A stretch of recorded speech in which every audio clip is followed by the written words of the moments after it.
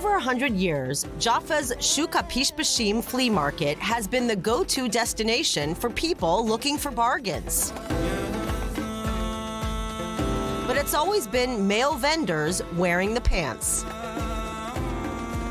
It's funny, it all started when one day I wanted to buy a couch here in the market, and I live right here. I put the couch on the trolley, and it's a really huge one. I divided it in half, and I took it home. And on the way home, it's like a bunch of guys everywhere I passed that they kept clapping, and I looked at them.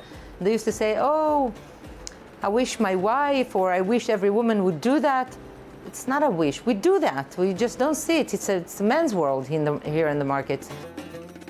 Gili is not afraid to do the heavy lifting. 6 months ago, she single-handedly realized her dream and opened Aita Studio. People come to my store, and the first thing they do is they smile. It's very colorful, and they love it. And I hear it all the time. "Oh, I used to have this. I grew up on this. I used to have this in my house." And it actually was part of my private collection. And then I knew that I can't hold everything at home, and so I decided that I'm going to spread my love out. And it's just because I love each and every piece at my store, it's very hard for me to sell it sometimes.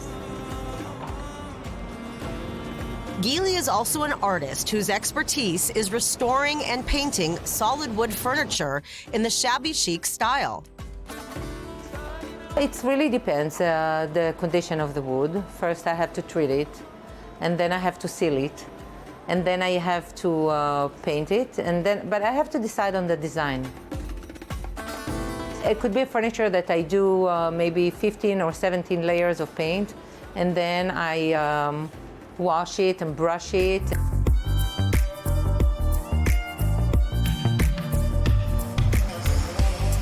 Just up the street is another passionate can-do woman, Adele Shomar Palas. I love this idea that, women should be like in an office making a coffee for some boss. And I love this idea that, no, I'm here and I'm the boss. I've always been into jobs which are inappropriate for women. 2 years ago, the Arab-Israeli mother of 5 opened up Iskandar Meat and More with her husband. And every day, she does the messy work of a butcher, a role that has always been done by men throughout history. When we decided that this is going to be our business, I decided that I'm going to be here, like doing everything, getting my hands dirty, okay? Not only cleaning, but also cleaning because I love seeing things clean, but getting my hands dirty in meat, in all the spices and in everything. I just love it.